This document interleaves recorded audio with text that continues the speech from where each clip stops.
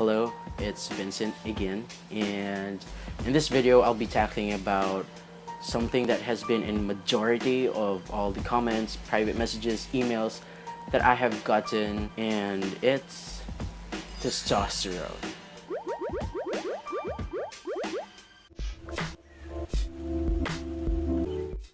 So I won't be very in-depth about this topic, but I will give you what you need to know, because I don't think I can fit everything that I know in one whole video. So in this video, I'll be talking about the definition, the mode of administration, the esters of tea, the effects, and the possible health risks. So the definition of testosterone is that it is a steroid hormone that stimulates the development of male secondary sexual characteristics. So it is produced mainly in the guy's testes, but also in the ovaries of females and in the adrenal cortex of our brain. Now for the mode of administration, we have intramuscular, their injections. We also have transdermal application, which is the skin gels or creams or the skin patches. And lastly, we also have oral application or the pills. To compare the three with injection, it has the same degree of masculinization as the transdermal application, but there is a peak right after injecting and a dip at the end of the injection cycle, which increases the side effects at both ends of the cycle. Please take note that these comparisons are not the only comparisons there are, but these are the most significant for me. So with transdermal application, it takes a little bit longer to stop periods and to make facial hair and body hair grow. But the good thing about this is that it gives you a more steady blood level of testosterone. With oral application, it is the least effective in stopping menstrual periods. Because of that, oral application is not that much being used, but I'm not saying it's not being used, but don't know anyone actually who uses oral application. Maybe there are people out there, but I just don't know them. Now for the esters of tea. Now I have to admit, this part is kind of boring, but it's very important for you to know.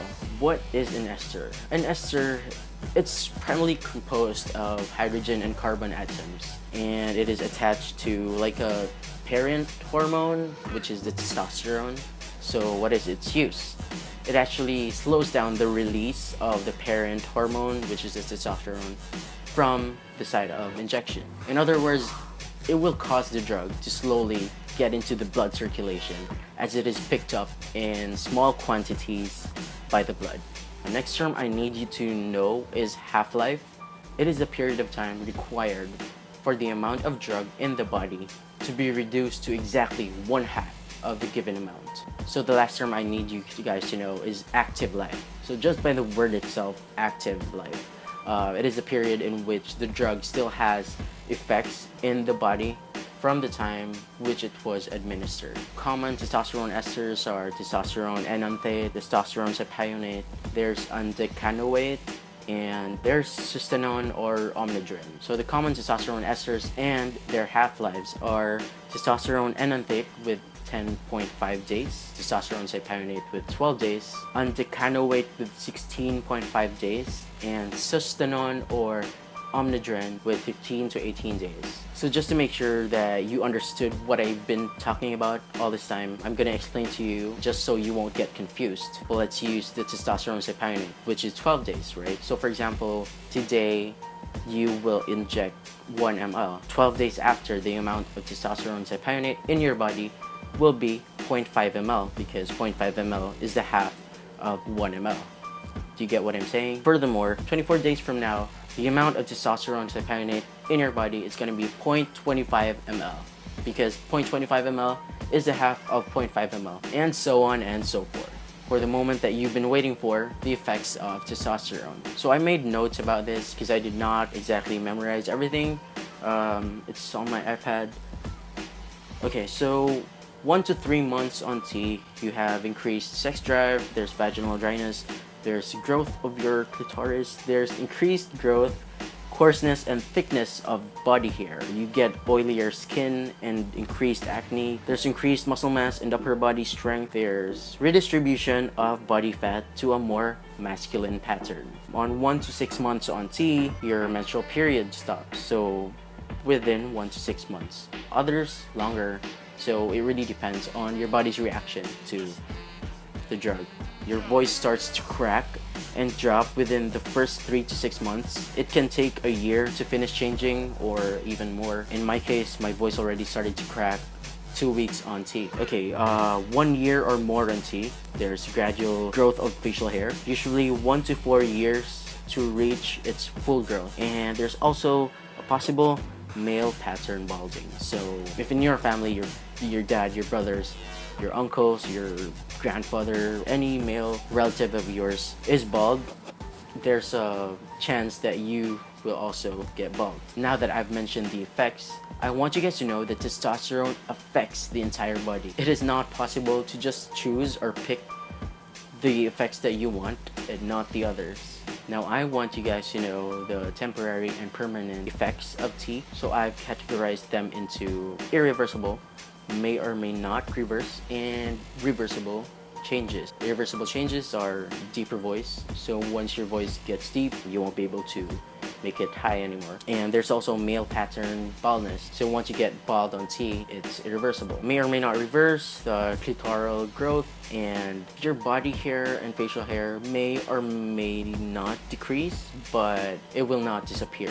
Reversible changes, your menstrual period will return, your fat, muscle, and your skin changes will return. And just to add up, the long-term effects of testosterone on fertility are not fully understood. The ability to get pregnant may or may not come back even after you stop taking testosterone. So that's something that you should really think about if ever you decide to get on tea.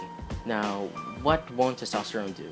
Testosterone won't solve all of your body image problems. If you see yourself as skinny, or if you think that you're not that good looking, but you want to take testosterone because you think that you're gonna get good looking once you get on tea, there's a chance that you still won't see yourself as good looking even after you get on tea. I mean, sure, maybe you'll gain some muscle, and if you think that being masculine is part of your criteria on being good looking, then I guess it will help your body image problem, but it won't exactly solve all of them.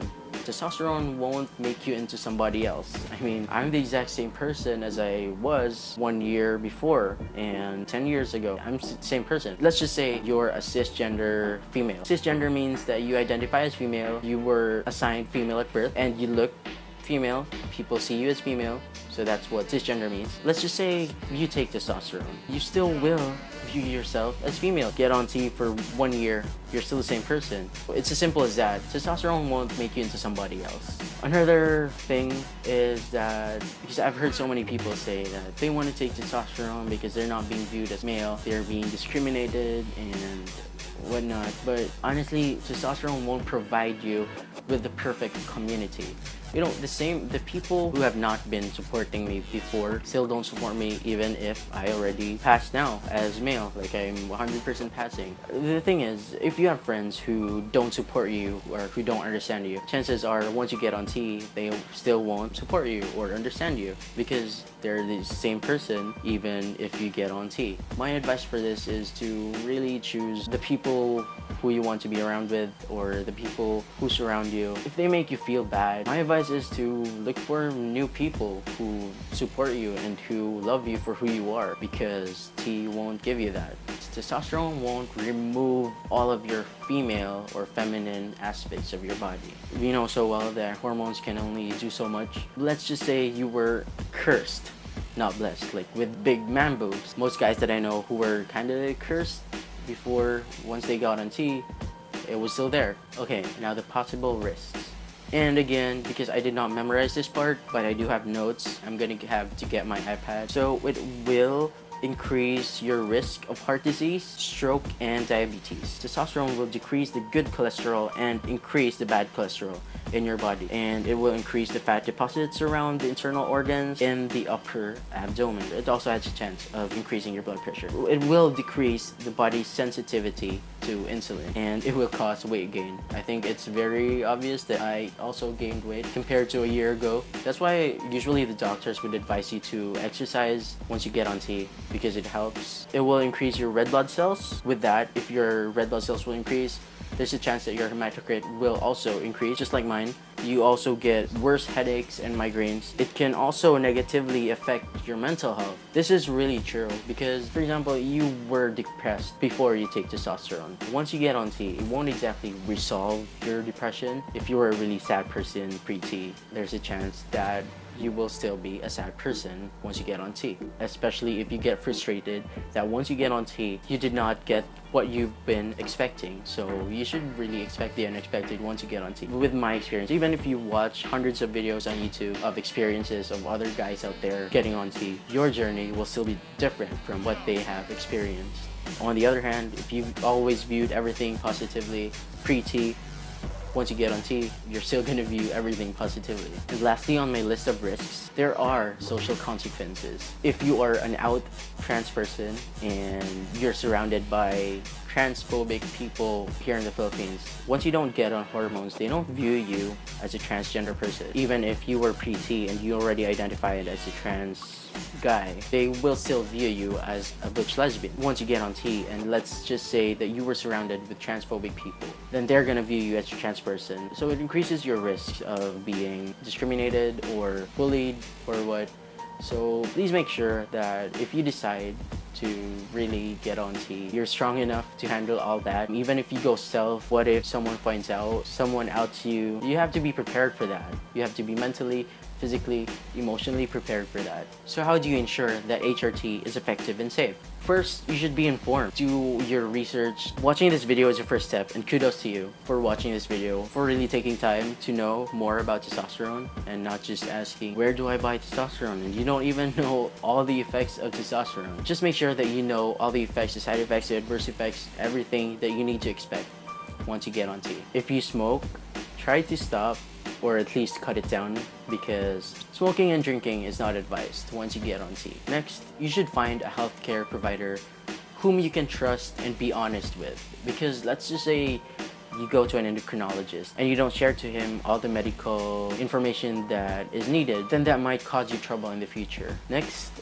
you should deal with problems early on. If you already are sick, you already have health problems now, and you want to get on T, make sure that you first deal with those. Next is, don't change your medication on your own. Make sure that you have a doctor that is monitoring you or guiding you, because I know a lot of guys who change their own medications, they stop, and then they get on T again, and then they stop, or they increase their dose, or they lower their dose, or what, without the guidance of a medical professional. And some of them actually get sick because of it, but they don't really know if it's because of T. But yeah, just to be safe, just have a medical professional that guides you.